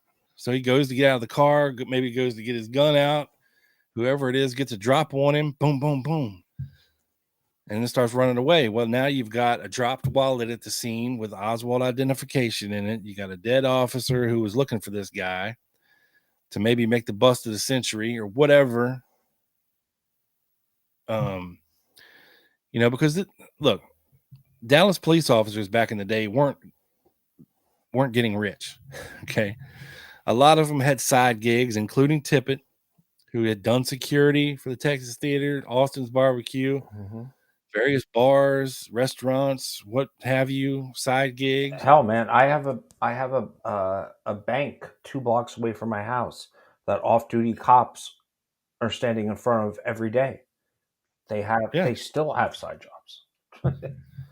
So it's not out of the realm of possibility that somebody like JD Tippit, who needed extra money on the side, would agree, if the plan was fairly simple, like, all right, we need you to follow this bus out of Dealey Plaza it's going to go to Oak Cliff. This guy's going to get off the bus.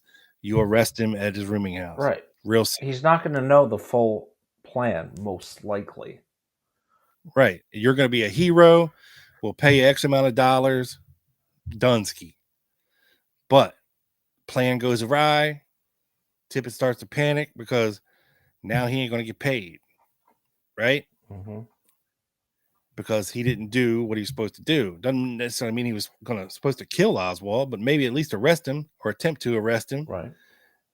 And then maybe say that something went wrong and he had to kill him. Then he would have been a hero for shooting who knows? People have done stranger things. Yeah. Yeah, I like it. People have done stranger things for money. And if they can be convinced that it's the right thing to do in the interest of the public, and it's the guy that shot the president, it's a lot more easy to convince somebody that, hey, we need you to arrest this guy. If things go sideways, don't hesitate, put some bullets in this guy or just take him out altogether. You'll be a hero, blah, blah, blah, But again, because up to this point, he wasn't a stellar officer, Yeah. He had been on the force for like 11 or 12 years and couldn't look people in the eye. PTSD. Yeah. Yes. 100%. Yeah, I mean, I don't know what happened from 12:30 to 1-ish, 1:15, but a lot of things went wrong. There was a lot of moving pieces, and I don't know if Tippit was involved in the plot necessarily, but he was definitely a casualty of it, and it's sad, Yeah, I mean, there's just a lot of suspect things going on for a reserve officer who seemingly didn't have an assignment, We have Westbrook lying about how he's getting around that day, which is odd to me. Mhm. Could it have nothing at all to do with the Kennedy assassination? Sure. It's possible. But then why all the bullshit? Why do you have somebody in his position actively chasing or trying to run down the accused assassin of the president? It makes no sense to me. Where's the homicide and robbery division? You know what I mean? Right. Where's those guys out in the field looking for the shooter? Are they all just dusting fingerprints at the fucking school book depository? I mean, I don't know. Tiny says, I've always believed Tippit was either opportunistic or totally random, not pre-planned at all. I agree. Right. Where was Tippit, Norman asks, when JFK was assassinated? And where's the evidence supporting his location? Oh, man. I believe he was in Oak Cliff, right? Yeah, I'm not sure the timing. We'll have to go back to the DPD logs, but yeah, I know after the assassination, like I said, he was sitting at the Glauco station for sure, Yeah. right across Houston Street Viaduct, yeah, heading into Oak Cliff. yeah, looking for someone. Yeah, I likely think that he followed the Marsalis bus, and then when Lee Harvey Oswald did not get off of that bus, he went into panic mode. And he started driving around for whatever reason in his neighborhood, saw somebody that fit Oswald's description, pulled up on him, was like, hey, let me see some ID. They pull out a wallet with Lee Harvey Oswald identification in it. And he's like, oh shit, this is the motherfucker I'm looking for. And he goes to get out of his car, pull his gun, and he just got whoever it was got the drop on him. And he fell into a heap in the street, and that was that. And there has to be a reason when people start lying about their whereabouts and how they got from here to there. That's a little suspect to me. There's a reason these people are lying. I mean, why would they lie for no reason? You know, especially a Captain Westbrook. You know, why would he lie about how he got from scene to scene? Why would he lie about walking to the depository when he took his own car? You know, I mean, people like that, these swinging dicks at the police department, they were assigned an unmarked police car. You know, they drove it home, they drove it to work. So for him to sit here and say he didn't have a car is bullshit. This guy was the captain of the personnel department. He's a car. He's a BSD of the DPD. Yeah. 100%. So, and one other thing too, or sure. Go ahead, Joe. No, sure. No, finish your thought. Well, this is pretty much going to put a cherry on top of everything because I was going to go into the Vietnam stuff because we've had a lot of questions in the chat about it. Well, we can. Yeah. This is before that. That's why I said go first. I had the face. To wrap things up here, we got Kenneth Croy, who is again reserve officer, on the 24th. As they are getting ready to bring out Lee Harvey Oswald, you can see short little Captain Fritz behind the guy in the middle. Who's they're starting to lead Lee Harvey Oswald out for the transfer. Right. You see Kenneth Croy there in the behind the row of reporters? I do, with the white hat on in uniform. Yeah, and you can kind of see the shadowy profile of a figure wearing a hat and his face, right? At the total right hand on the bottom under the red arrow that says it's pointing Ruby to there. Yeah. Yeah. Now, could this be Ruby? Maybe. Let's take another look at a different photo, different angle. Oh, look who it is. Yeah. It is Jack Ruby. Yeah. You can see right beside Kenneth. Yep. Kenneth fucking Croy. Right before Ruby steps out through and shoots Lee Harvey Oswald in the gut. Now, come on, man. You can't tell me that of the 700 or 800 officers on the Dallas police force, one reserve officer who was at all three crime scenes just 2 days prior to this, instead of going home or hanging out with his estranged ex-wife, decides to get involved and wrapped up in all this mess, is right there on the front lines as Ruby is stepping through to blast Oswald in the tummy. It's an interesting coincidence. Yeah. You know, one or two things is a coincidence, but when you start getting into 3, 4, or 5 things around one person, it stretches credulity a little bit. It does. Believability. It's just like, how is this dude in all of these? There's got to be a reason why. I mean, there's 700 or 800 Dallas police officers on the force at this time. How is a reserve officer who should not be anywhere near where he's standing in the basement at the time Ruby shoots Oswald is right beside this dude, almost as an escort, almost like he escorted him down there? Yeah, could have been. I don't know. Just saying. Definitely. I think Ruby could have probably made it down there without Croy either way, but the fact that Maybe the fact that he's right there beside him, Joe. I know. It's sus. It's weird. Sus as hell, man.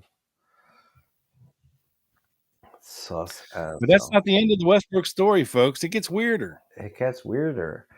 So, after retiring from the Dallas Police Department in August 1966, so a little less than 3 years after November 1963, following 25 years of service with the DPD, William Pinky Westbrook took a position overseas with the U.S. Agency for International Development, also known as USAID, which has been And by the way, real quick, Joe, yeah, has the same nickname as Jack Ruby. Pinky. Wasn't it Sparky? Or did he have Pinky as a nickname too? I thought he had Pinky as a nickname as well. I could be wrong. I thought it was Sparky, but I could be wrong. Well, Sparky was I'm wrong as a lot. So is a Judith Very Baker invention, but I think he had a Pinky nickname as well. okay, Going back to his early Chicago days. oh okay, yeah. I know they call them Sparky in Dallas or something. I'm almost sure, but like I said, I'm frequently wrong. So he worked for USAID, which of course has been in the political news recently. Right? Yeah, this year. In this capacity, Westbrook served as a police advisor to the Saigon Police Department in South Vietnam. His role involved providing expertise and training to law enforcement. Amid the escalating Vietnam War, a common USAID assignment for former U.S. officers during that era.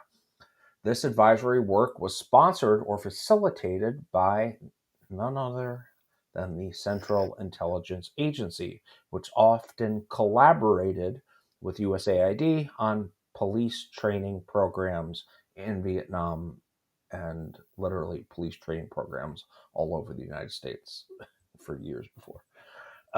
These efforts included advising on counterinsurgency tactics, intelligence gathering, and operational procedures for South Vietnam's national police forces, which were under significant U.S. influence. Some accounts describe Westbrook's specific involvement with South Vietnam's secret police, a branch focused on internal security and anti-communist operations. Though details remain sparse due to the classified nature of such programs. Westbrook worked in this position for several years, though the exact dates are not known. But he did return to the United States in 1970 and then resumed work as a special investigator for the Dallas County District Attorney's Office until 1983. Family members noted he rarely discussed his Vietnam experience, consistent with the sensitive, often covert aspects of CIA-linked advisory roles. So, was Pinky possibly rewarded for his work during that fateful weekend? I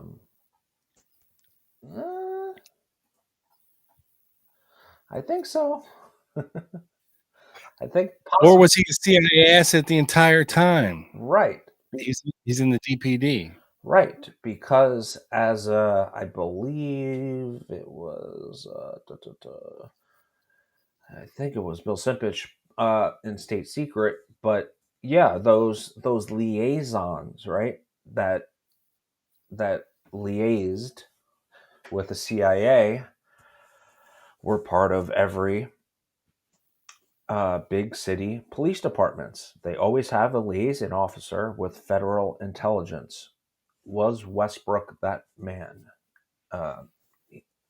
Simplich questions in the conclusion to State Secret. And I'm not going to say yes or no. I'm going to say would make sense. It would make sense. And let me see. I think I had something started. When you're talking about rogue elements in the CIA being a part of the Kennedy assassination, it sure would behoove them to have an inside man at the Dallas police headquarters. Just saying. And what better man than the person to hold files on every police officer right under employment? It would be the most efficient liaison to have by far. Like in charge of hiring, firing, and internal affairs investigations. Public complaints about officers. So this guy he knew all the dirty secrets. All the dirty secrets. He did, and he knew which officers could be manipulated. He knew which officers were probably dirty. Do you have a picture of him, Joe, in Vietnam? Oh man, let me search this. I have it if you don't. Yeah, please show it. Okay. Hold, please. Because he might be with someone a very a lot of interest. Yes.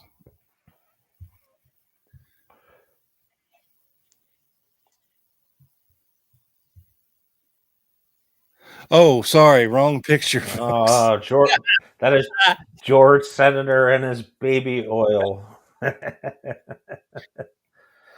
Trick or treat. No, this is for those of you who are not channel members, you won't recognize this picture, but this is a Dallas police evidence photograph of Jack Ruby's bedroom after he was arrested for killing Oswald, and happens to have a entire case of baby oil on his nightstand. This is, of course, pre-Diddy, folks. Yes. But obviously baby oil goes way back in terms of helping lubricate things into tight places. Yes, that's all we'll say. Yes. We'll be. And I did Photoshop George Senator into the picture of this, by the way.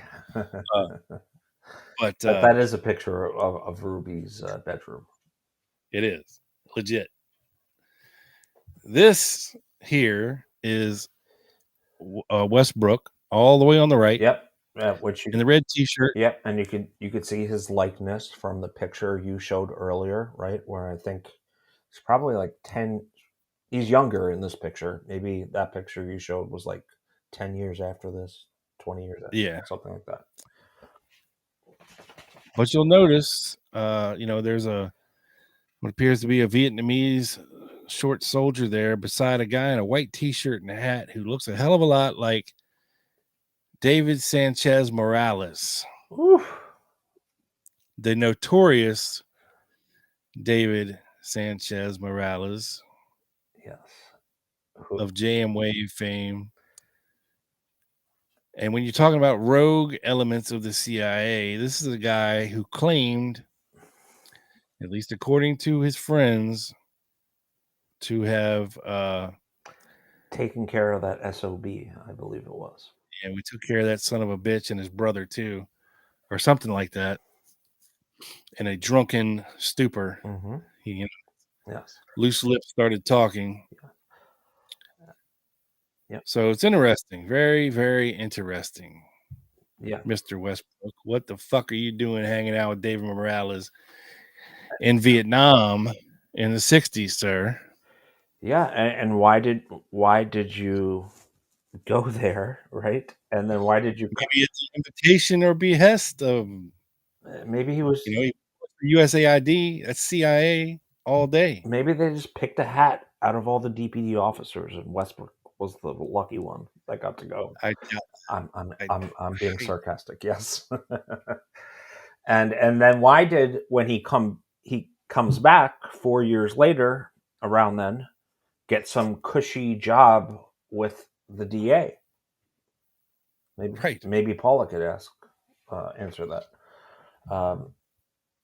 Who is the Scafuza in the yellow leisure suit? Go back to that picture, Rob. Paula is asking this. Oh. I would bet a lot that it's a spook of some kind. Yeah. Yeah. Look at that guy. Yeah. And who was the guy that wrote those weird books in the 60s? Oh, it's Dr. Suk or what was it? Not Dr. Seuss. No, Suk or I was reading. I came across it. Johnny Depp played him in a movie. Something Las Vegas. Shit, man. Come on. Fear and Loathing in Las Vegas. Who wrote the book? Come on. Dr. Gonzo. Damn it. Who wrote this fucking book? Hunter S. Thompson. There you go. Oh, okay. There's Hunter S. Thompson. That can't be Hunter S. Thompson. No. Okay. No, but he looks like a spook, like a case officer, probably part of Operation Phoenix. I saw a couple comments on that earlier. Westbrook could have been involved in Phoenix.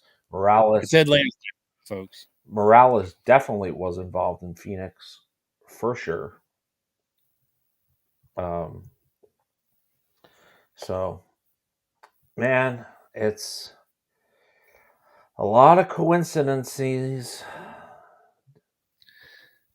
Yep. And again, the chat comes through. Yeah, I know. As we yeah. I see Hunter S. Thompson about 10 times. We'll get there eventually, folks. Yeah, I agree, Tiny. Pinky don't look too civilian there to me. This haircut. He never looks civilian, but what better person to have as your intelligence liaison, right? That went into action and was at all three scenes: TSBD, Tippit shooting, finding the jacket, being at the Texas Theater. It's because if you are to believe, as one is led to believe, with some of this stuff, that Oswald was set up as a patsy, which means certain things had to go down in somewhat of the correct fashion in order for that to happen. And you would want someone in the high ranks of the Dallas Police Department on your side to help steer things in a certain direction, if you will. For sure. For sure. Of course, we can't prove any of this, but the evidence does lead you to some natural conclusions. Yeah. And when you've got the guy signing an autographed picture of the JD Tippit squad car and blatantly saying he found a wallet there too, Oswald's wallet. I mean, that pretty much ends the speculation of the two wallet problem. To me, Yeah. you definitely have a two wallet problem, Definitely. which means somebody was impersonating Lee Harvey Oswald that day and had that wallet on them, and that person shot JD Tippit, whoever it was, and all the ensuing horse's assery at the Texas Theater, the arrest of Oswald, and likely why he had to be killed in custody 2 days later. With, oh, by the way, the guy that found the second Oswald wallet, that reserve officer, who's seemingly outperforming the rest of the Dallas police force that day, despite just being a reserve officer, being in all the right places at all the right times, and finding explosive evidence. Yes, it's a lot, man. And as always, we kind of are going to conclude with who the hell knows. We kind of give you what we have found and let you make your own decision. James says National Police were the main actors in Operation Phoenix. Interesting. I did not know that. Although I do know someone personally who was involved in Phoenix. Not. Never mind. An old boyfriend of my mother. This is the comment of the night. The Double B wins this. The South Vietnamese soldier was who flung cum. I think that deserves the confetti emoji. Graphic. Who flung cum? Well, unfortunately, David Ferry was dead by the time of Operation Phoenix, but still, his memory lives on. He was a good guy at the end of the day.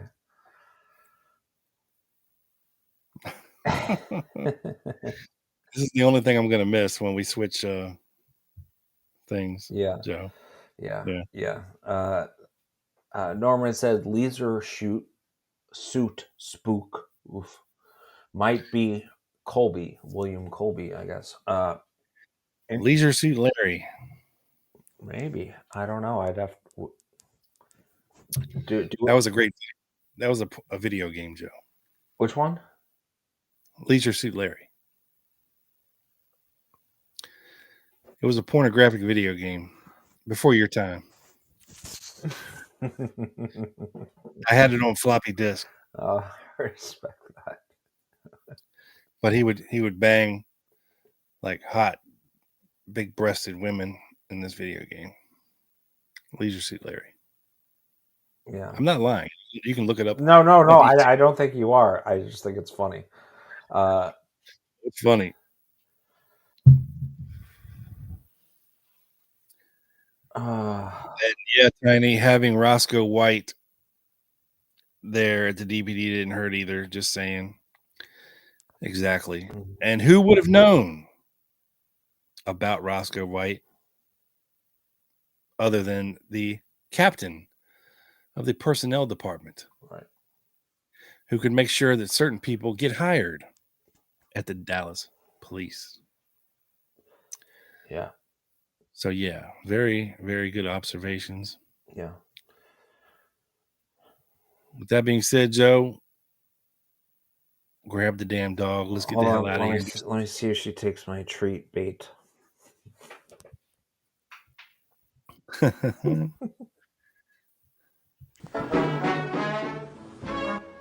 Yes, no. She's smart. She's considering it.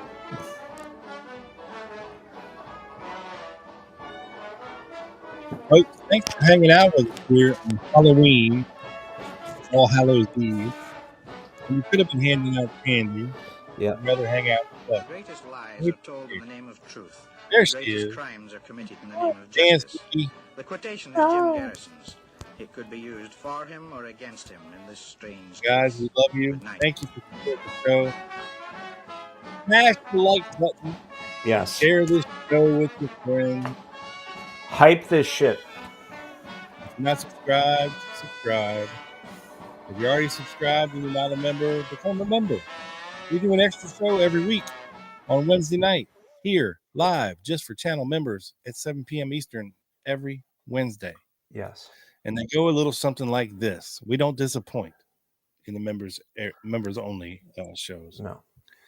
We had a big banger of one this past Wednesday night with behind the scenes information that you'll hear nowhere else about the show that was supposed to happen tonight and didn't. Yes.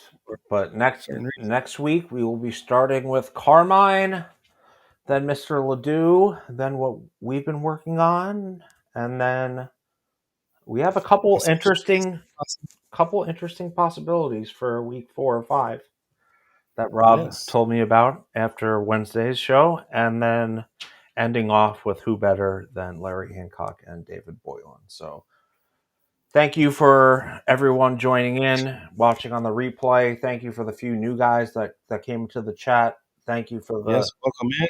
Double B for your memberships and your super chat. We appreciate it. And we have a lot of things going on behind the scenes. We are working hard to bring you the best version of the Lone Gunman podcast that we can.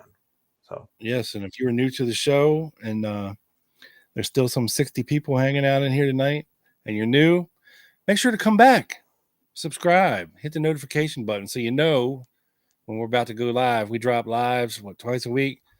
We do a book review show as well, just not this week. No. But we'll be back with that next week, we promise. Yeah. We had technical difficulties this week. Mm-hmm. We did. But yeah. Thank you, everyone, for joining us, and we hope you have a happy Halloween, and we will see you soon. Behave yourselves. Peace. Yes, don't be David Ferry on the porch.